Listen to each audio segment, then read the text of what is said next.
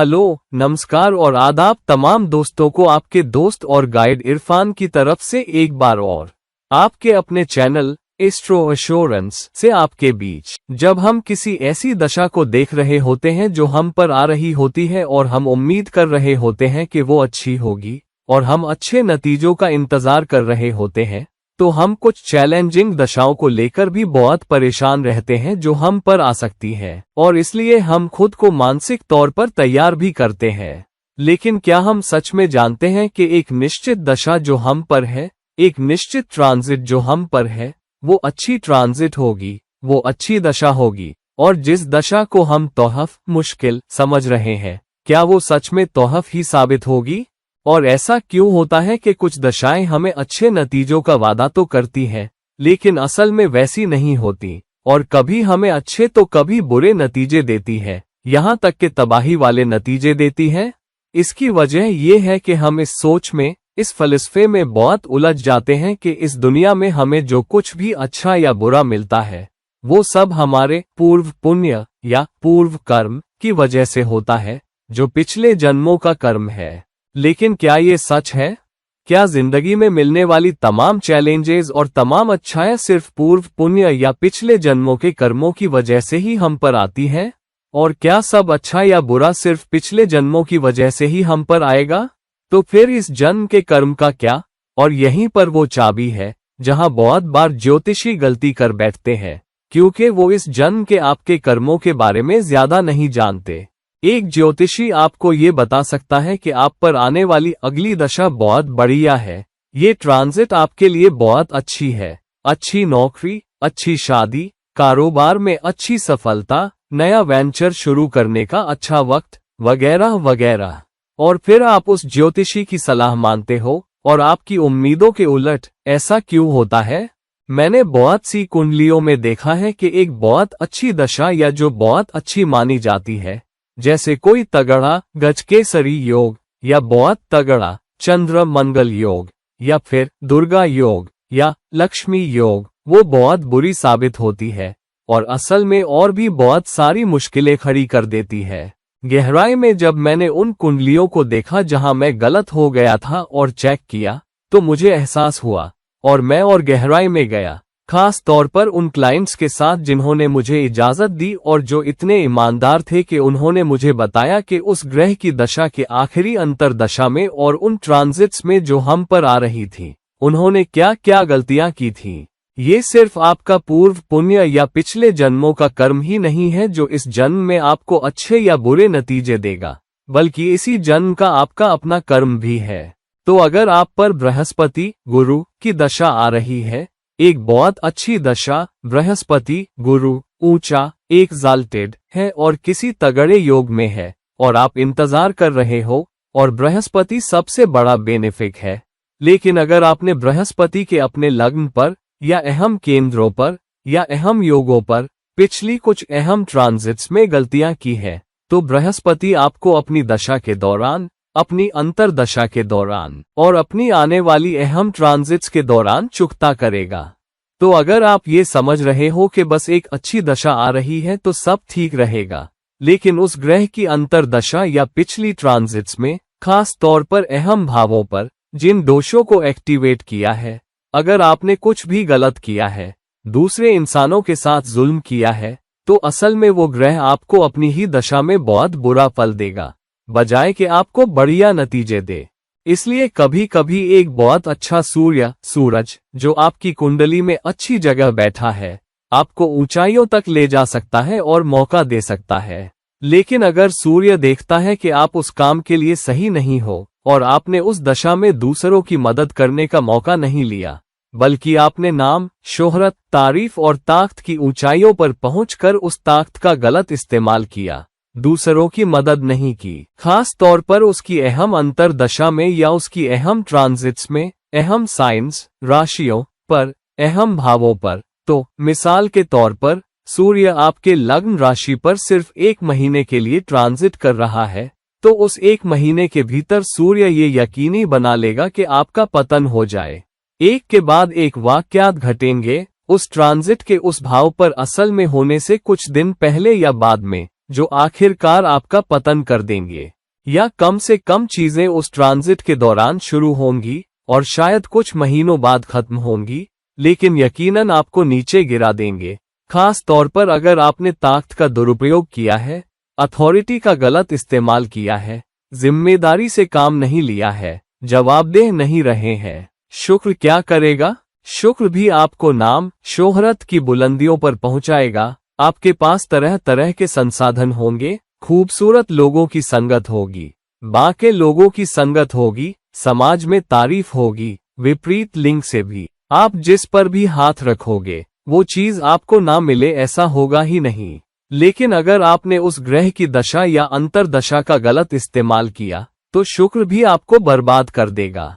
तो मैं आपको एक ऐसे शख्स की मिसाल देना चाहता हूं जिससे दुनिया तोहफ नफरत करना पसंद करती है। मैं शायद ही किसी से मिला हूं जो उसके किसी भी पहलू को पसंद करता हो।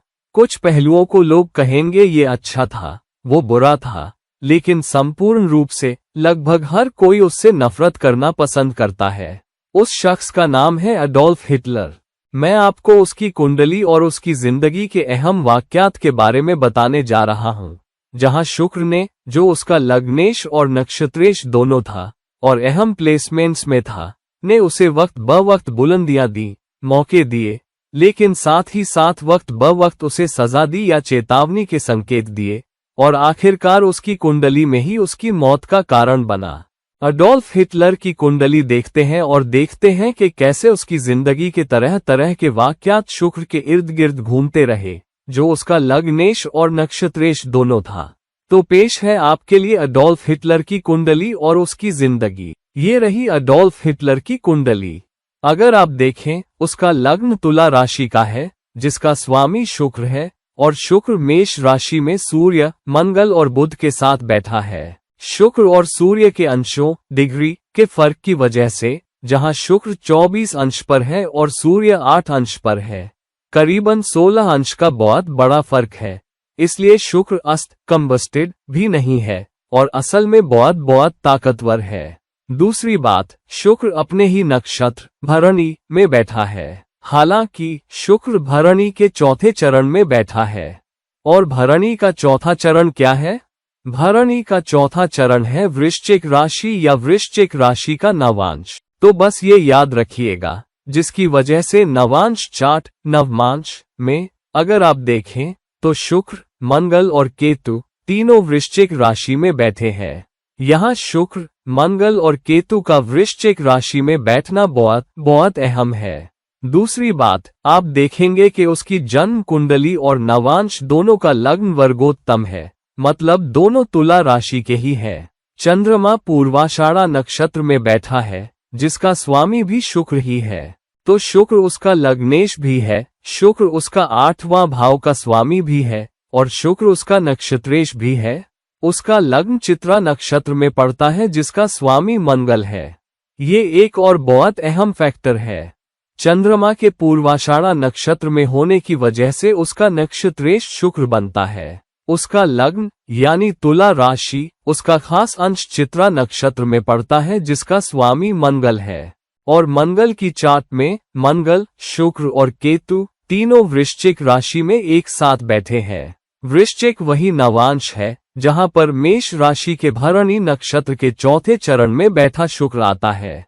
अब साल 1919 में हिटलर को जर्मनी के लिए उसकी सेवाओं के लिए पहली जंग-ए-आज़म के दौरान सजाया गया था।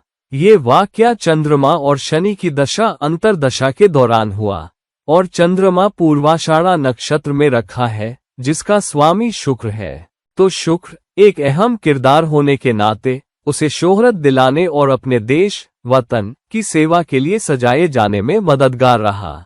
और वहां से उसने सियासी तौर पर तरक्की की, अपनी खुद की पार्टी बनाई, और दरअसल उसने सत्ता हथियाने की कोशिश भी की, और इसी वजह से उसे साल 1923 में 5 साल की जेल भी हुई। ये वक्त चंद्रमा शुक्र की दशा और अंतरदशा था। तो उसका नक्षत्रेश शुक्र ने उसे सजाया भी दिलवाया, लेकिन अपनी ही अंतरदशा में शुक्र ने उसे 5 साल जेल भेजकर सजा भी दी। हालांकि उसी चंद्रमा शुक्र की अंतरदशा के दौरान ही वो 1 साल के भीतर जेल से रिहा भी हुआ। तो शुक्र ने उसे जेल से बाहर निकलने में भी मदद की, उसे एक और मौका दिया। क्योंकि शुक्र उसका नक्षत्रेश और लग्नेश दोनों है, लेकिन शुक्र 8वें भाव का भी स्वामी है और 7वें भाव में बैठा है, वो भी मंगल, सूर्य और बुध के साथ। सूर्य अपनी ऊंची राशि में है, तो ये उसकी ताकत, अथॉरिटी और आक्रामकता की भूख को जगाता है, और इसलिए वो तख्ता पलटकर सत्ता हथियाने की कोशिश करता है। हालांकि शुक्र नक्षत्रेश होने के नाते उसे किसी गलत काम से रोकता है और जेल भेजता है, लेकिन 1 साल के अंदर रिहा भी करता है। और ये भी अहम है क्योंकि शुक्र वक्री है और बहुत ताकतवर है, 3 गुना ताकतवर।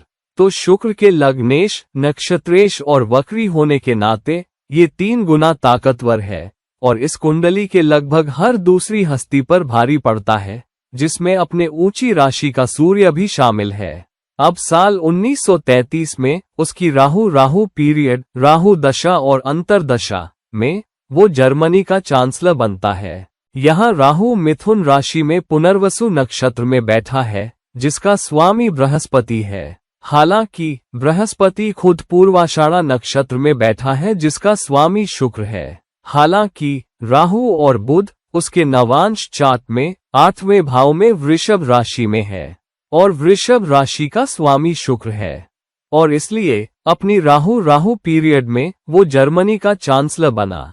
तो यहाँ शुक्र फिर से उसे सबसे ऊपर उठने में मदद करता है और उसे इनाम देता है। हालांकि साल 1939 में राहु बुध पीरियड के दौरान वो पोलैंड पर हमला करता है। ध्यान दीजिएगा कि बुध मेष राशि में तो है, लेकिन अश्विनी नक्षत्र के दूसरे चरण में, जो कि वृषभ राशि या वृषभ का नवांश है, जिसका स्वामी शुक्र है। और इसलिए राहु बुध पीरियड में जब वो पोलैंड पर हमला करता है तो वो शुक्र को फिर से भड़काता है। तो शुक्र उसे फिर से अपनी ताकत इस्तेमाल करने और अपना हक जताने की इजाजत देता है। हालांकि उसे अपनी जान पर बहुत सारे खतरे भी पेश आते हैं, लेकिन वो बहुत मुश्किल से बचता है। फिर से शुक्र उसे चेतावनी देता है कि एक और बहुत बड़ा भयानक भविष्य उसका इंतजार कर रहा है अगर उसने सबक नहीं सीखा।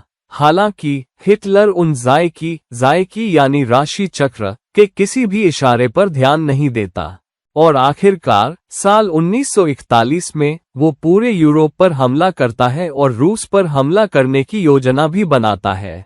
उसी राहु और बुध की दशा अंतरदशा में उसने न सिर्फ पूरे यूरोप और रूस पर हमला किया, बल्कि लाखों यहूदियों को मौत के घाट भी उतारा। अंदाजा करीब 30 लाख, 3 मिलियन या उससे भी ज्यादा यहूदियों का है, और अनगिनत जिंदगियां, जंग के दौरान लाखों लोग मारे गए, और उसने होलोकॉस्ट जैसी दहशत को भी अंजाम दिया।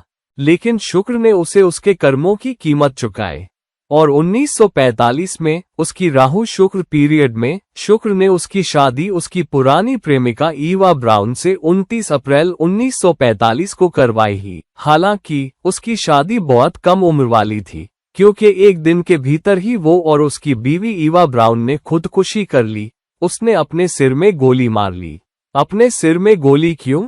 अगर आप नवांश चार्ट नवमांश में देखें तो शुक्र, मंगल और केतु तीनों एक साथ बैठे हैं, और राहु 8वें भाव में वृषभ राशि में बैठा है, जिसका स्वामी शुक्र है। शुक्र खुद मंगल और केतु के साथ वृश्चिक राशि में है, जिसमें 8वें भाव की ऊर्जा होती है, और इस लग्न चार्ट में भी शुक्र 8वें भाव का स्वामी है और मंगल के साथ युति में बैठा है, और केतु की 5वीं दृष्टि और शनि की 10वीं दृष्टि के अंदर है, और शनि लग्न चार्ट में शुक्र पर अपनी 10वीं दृष्टि डाल रहा है, और नवांश चार्ट में शनि लग्न पर 10वीं दृष्टि डाल रहा है, और मंगल सजा में मदद करता है क्योंकि मंगल चित्रा नक्षत्र का स्वामी है जो लग्न का नक्षत्रेश है, और शुक्र अंततः उसे सजा देता है, इसके बावजूद कि वो लग्नेश और नक्षत्रेश दोनों है, और उसे नाम, शोहरत, ताकत, असरो रुसूख और ऊंचाइयां देने के बाद, और यहाँ तक कि अपनी दशा या अंतरदशा में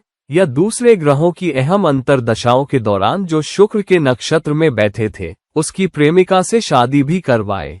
तो दोस्तों, जाहिरी तौर पर जब आप ऐसी जिंदगियों को देखते हैं, और आप अनगिनत ऐसे लोगों की जिंदगी देख सकते हैं जिन्हें अपनी जिंदगी में बहुत बड़े उतार चढ़ाव आए हैं, तो आपको हमेशा दिखेगा कि एक निश्चित ग्रह खास तौर पर अगर वो लग्नेश या नक्षत्रेश हो या उसकी कुंडली में कोई अहम योग या दोष हो, तो वो ग्रह उस शख्स को बहुत बड़ा नाम, शोहरत, ऊंचाई, ताकत, खुशहाली सब कुछ देगा। हालांकि बहुत बार अगर आप उस ताकत का गलत इस्तेमाल करते हैं, उस असर का जो उस ग्रह ने आपको दिया है, अपने कर्म पर नहीं टिकते, अपने फर्ज पर नहीं टिकते, हदों को पार कर देते हैं, उन अखलाकी सीमाओं को जिनकी वजह से आप पैदा हुए हो, जिंदगी का मकसद भूल जाते हो, तो फिर वो ग्रह एक रिमाइंडर के तौर पर आपको चैलेंजेस देगा। आपको अपनी दशा, अंतरदशा और अपनी अहम ट्रांजिट्स के दौरान मुश्किलें देगा। और हिटलर के साथ भी ऐसा ही हुआ। उसकी मौत के वक्त शुक्र, मंगल और बुध तीनों ही मीन राशि, जो 12वां भाव बनती है, की तरफ ट्रांजिट कर रहे थे, और चंद्रमा वृश्चिक राशि में ट्रांजिट कर रहा था, जो उसके नवांश चार्ट में वही राशि है जहां मंगल, शुक्र और केतु एक साथ बैठे थे। तो अपनी राहु और शुक्र दशा अंतरदशा के दौरान उसकी शादी भी करवाई, उसका कत्ल भी करवाया, और साथ ही साथ अहम ट्रांजिट्स के दौरान जहां चंद्रमा शामिल था और वृश्चिक राशि पर और लग्न का नक्षत्र चित्रा जिसका स्वामी मंगल है पर, और शुक्र में 8वें भाव की ऊर्जा है, लग्न चार्ट में वृषभ राशि पर शासन करने की वजह से, और नवांश चार्ट में राहु और बुध उसी वृषभ राशि में बैठे हैं। तो आप देखेंगे कि जब भी आप अपनी कुंडलियों में भी देखोगे, अपनी जिंदगी में अच्छी बुलंदियों के वक्त, अच्छी कामयाबियों के वक्त और साथ ही मुश्किलों के वक्त, वही ग्रह जिसने बहुत बार आपको इनाम दिया हो, वही आपके पतन, आपकी मुश्किलों और आपके झगड़ों में भी शामिल हो सकता है। ऐसा नहीं है कि हमेशा वही शामिल होगा। कभी कभी बुरी दशा असल में वो होती है जो आपको नीचे गिराती है। कोई मैलेफिक, अशुभ ग्रह आपको गिरा रहा होता है। दूसरों की अहम ट्रांजिट्स भी आपको गिरा रही होती है। हालांकि अगर किसी ग्रह ने आपको बहुत अच्छे नतीजे दिए हैं, तो वो बीच में आकर दूसरी मुश्किलों को आप पर नहीं आने देगा, जब तक कि उसे ना लगे कि आप उस पतन के हकदार हो, उस नुकसान के हकदार हो। और इसलिए आप पाएंगे कि वो ग्रह भी या तो आपके लग्न पर या अहम राशियों पर ट्रांजिट कर रहा होता है, या किसी न किसी तरह से उस दशा या अंतर दशा के ग्रह के साथ दृष्टि या युति में शामिल होता है, जो आपको वो आखिरी पतन और मुश्किलें और समस्याएं दे रहा होता है। तो दोस्तों, अपनी सुरक्षा की दीवार मत गिरने दो। ये मत समझो कि सिर्फ तुम्हारा पूर्व पुण्य या पूर्व कर्म ही है जो तुम्हें मुश्किलें या बुरे या अच्छे नतीजे देगा। इस जन्म का तुम्हारा अपना कर्म भी ये तय करेगा कि तुम्हें कैसे अच्छे नतीजे मिलते हैं, कैसी खुशहाली मिलती है, या तुम्हारा पतन होगा या नहीं, और शायद तुम्हारी मौत भी हो सकती है। तो अपनी कुंडली को बहुत बहुत अच्छी तरह समझो, सीधे रास्ते पर चलो, अखलाकी रास्ते पर चलो, इंसानियत की खिदमत करो। अगर इंसानियत या जिंदगी के मकसद के किसी काम के लिए भी नहीं, तो कम से कम अपनी भलाई के लिए और अपने आप को बेहतर जिंदगी देने के लिए। तो दोस्तों, इस वीडियो को लाइक करो, शेयर करो, और अगर आप मेरी पर्सनल सलाह मशवरा लेना चाहते हो, तो प्लीज नीचे दिए गए लिंक्स के जरिए मुझसे संपर्क करो। किसी और वक्त और किसी और वीडियो के साथ ये है आपका दोस्त और गाइड इरफान, साइनिंग ऑफ। नमस्कार, शुक्रिया।